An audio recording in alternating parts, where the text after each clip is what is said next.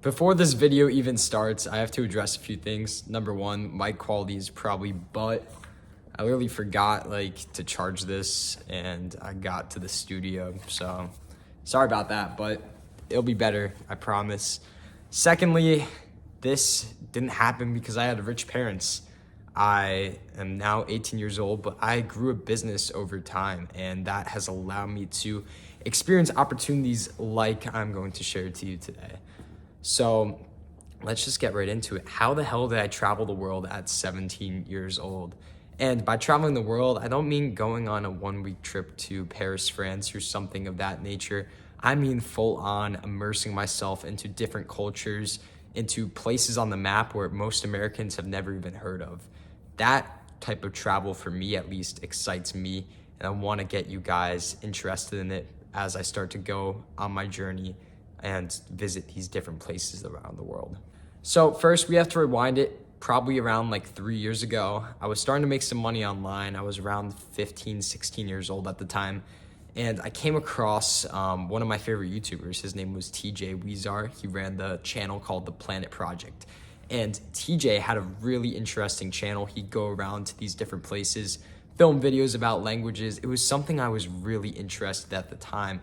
I wanted to hit up TJ. I thought he was cool. He was around my age. He was a polyglot, someone who I almost looked up to in a way. So I shot him an Instagram DM, and in a few days, I got a reply right back.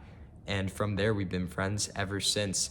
But to keep the backstory going, essentially, we ended up meeting in New York probably around 2 months after we were talking through the DMs. And meeting him in person was mind-blowing. The dude was traveling to Russia right before the war started. He's a lunatic, but I love him. And it was really interesting to hear his perspectives and the stories in person. And from there, we've cultivated a friendship ever since. And that backstory definitely plays into the role of why I was able to travel. Obviously, it's a big ask telling your parents to just go halfway across the world to some country they've never heard of. That's too close to Russia. So it's very good to have these connections. And if you guys can make these connections beforehand, I'm not saying go find yourself a TJ Weezer, go find yourself a polyglot, but find someone else who's willing to travel with you and share those experiences with you. And it's definitely very valuable too. But TJ for sure was a valuable travel companion. He spoke multiple languages. But after meeting him for the first time, we kept in touch. We did mini trips together, going to Miami for a little bit, which gave me enough motivation to ask my parents to allow me to travel with him for the summer of 2023. And surprisingly, they weren't too opposed with the idea. So we kind of went through with the trip plan. We were planning the trip, just how the budget would work. And it's very inexpensive to travel these days. It's so cheap. Especially if you go to the right places. I don't recommend traveling somewhere like Italy, Germany, France. I would kind of hinder away from those countries because they're really going to drain your bank account. You'll go to Germany, you'll go to France, you'll go to a country around there, and it's just very expensive. The Airbnbs, probably over $100 a night, especially peak season. I remember going to Rome and being used to the Eastern European prices. So in Azerbaijan or Tbilisi, where you could maybe pay $30 a night and get a luxurious Airbnb right in the city center. And in Rome, for €150 a night, we got a little box in this really ghetto area of Rome. So definitely recommend sticking to those safe Eastern European countries. I'm talking Croatia, Montenegro, and then even going into places like Greece and Turkey. They're going to be really friendly with your bank account. The most friendly for my bank account, I would have to say, was Romania, Moldova, Georgia, and Azerbaijan. And to be honest, even though they were the most friendly to my bank account, I probably enjoyed my time in those countries more than places like Austria, Italy, or Germany. So I highly recommend checking out these off the beaten path places, because what will end up happening is you're gonna enjoy your time more, most likely, if you like a little bit of adventure. And on top of that too, you're gonna save a ton of money, or just feel like you're balling out and just spend the same money that you would in Italy, maybe budgeting, but rather balling out in Tbilisi, Georgia. It's really a fun experience when you can go Uber around the city for a couple dollars and just really enjoy your time. So I highly recommend doing something like that and going to Eastern Europe. Anyhow, the trip started around July of 2023. I was able to make my money online because I am an online entrepreneur currently right now. I do software marketing. So if you're a software company and you're watching this video, hit me up. I'll run your Facebook ads for you. Great. But anyway, I do recommend for any person who's trying to travel the world to build an online income up beforehand. So whether you have a job right now or whether you're in high school, if you can find ways to make money online, whether that's through video editing, graphic design, different things of that nature, I highly recommend that and building up your skill sets beforehand, because that's going to allow you and give you capital and give you leverage to go and travel to these places eventually. So it's worth it to start now. Let that consistency compound for the next year or so. Be able to make a decent amount of money per month, maybe even if it's a couple $1,000s a month. That consistency will start to compound. You'll start to build a reputation for yourself in whatever space you're in. And slowly what that will do is that will transfer over into your ability to travel to these unique destinations. So I highly recommend building up skill sets ahead of time so that you're able to go and do these trips. Anyhow, it was around July of 2023 when the trip started. I took my first flight over to Europe, landing in Iceland at 12 a.m. I was asleep and I just woke up and I saw the sun was like just setting at 12:05 a.m. It was really the wildest thing. I do want to hit Iceland the summer proper, but that was just a layover.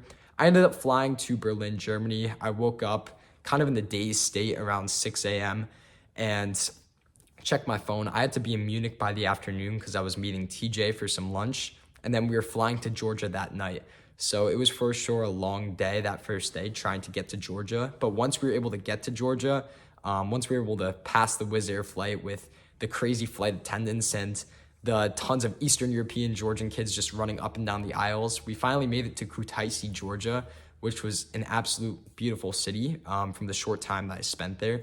It really seemed like a quaint, small town that had a lot to offer. So I highly recommend anyone who's visiting to go and even check out Kutaisi, Georgia. Even though it's a Wizz Air airport and a Wizz Air hub, it definitely is worth checking out, especially the sanatoriums. I highly recommend that. We took our journey up into the mountains. We saw Mestia and Ushkoli, which were two amazing villages up in the mountains. After that, we went to the old sanatoriums that were rotting away in Kutaisi, which was a very unique experience, and then headed over to Tbilisi, which is by far my favorite city. I love Tbilisi. Tbilisi has so much to offer, and it doesn't even seem like that city too. Online, not a lot of people talk about how amazing Tbilisi is, but Tbilisi is a beautiful city, and I highly recommend you visit. Cheap, nice, safe, amazing. It's all you can ask for. We were in the streets like 2 in the morning, and there were people dancing and singing and making out in the park. I mean, just normal activities, you know. You don't go and see that in New York. If you go to New York right now and you see that it's 12 in the morning, it's going to completely baffle you because it's a completely different experience. You're going to go and, you know, it might be a little violent or you might be kind of watching your pockets. In Tbilisi, I could have my wallet, like I could be waving my wallet across the street at 2 a.m. and nothing is going to happen to me. So that definitely made me question American society a little bit. What is Georgia or some random Eastern European country doing better than America? It's really odd, and I don't understand that. But anyhow, it was an amazing experience, and I highly recommend going somewhere like Tbilisi. Amazing restaurants, cheap taxis, just an amazing lifestyle. Highly recommend. We took our flight over to Baku and headed around there. That was a super interesting experience because it felt like the Dubai of Central Asia. There were a lot of these skyscraper buildings that reflected like the culture of the country itself. So it was a really interesting visit to Azerbaijan. We went up into the countryside. So not a lot of people do this. The international businessmen that pass through, the travelers that pass through, they'll maybe go and stay in Baku, but we decided to go into the countryside where nobody goes. So we went to this place called the Red Village, which is basically a community of Jewish people, Jewish settlers who live in Azerbaijan. It was a super cool experience just meeting and talking with them. Basically a full-on Jewish village in a Muslim country. You just don't see that. Then we headed up into the mountains in Azerbaijan, and it was beautiful being able to see those landscapes. That's the Caucasus region for you, and that was probably my best experience traveling. So overall, I wanted to make this video short and sweet and just kind of give you an introduction into like what my trip actually looked like and what traveling the world feels like, especially at 17 years old when all you can do is just look out the bus and see how society moves and just question everything around you. It's a really interesting experience. I find that I learned so much more just traveling around the world than being stuck in a classroom learning about Soviet history or something like that. You know, being able to travel and learn hands-on is something that I'm very big on. And, you know, hopefully people who are watching this right now, they'll start to understand my story a little bit and get the passion of traveling to these off the beaten path countries, because that's really what I'm trying to promote here in this video. It might have been unclear, but the gist of it is go to some of these crazy countries and just look out the window of the bus, talk to people, buy things in their local currency, maybe even learn a few words of the language, and just have an experience of a lifetime. Now, I'm planning a trip to Estonia and Finland and Latvia, which are some countries you may have not even heard of. So just stick around, subscribe to the channel. I'm posting videos from there. I'm leaving there in like 20 days or something like that, and I'm taking my best friend along with me. So subscribe to the channel. I promise you it's going to be worth it. And yeah, I'll see you guys very, very soon.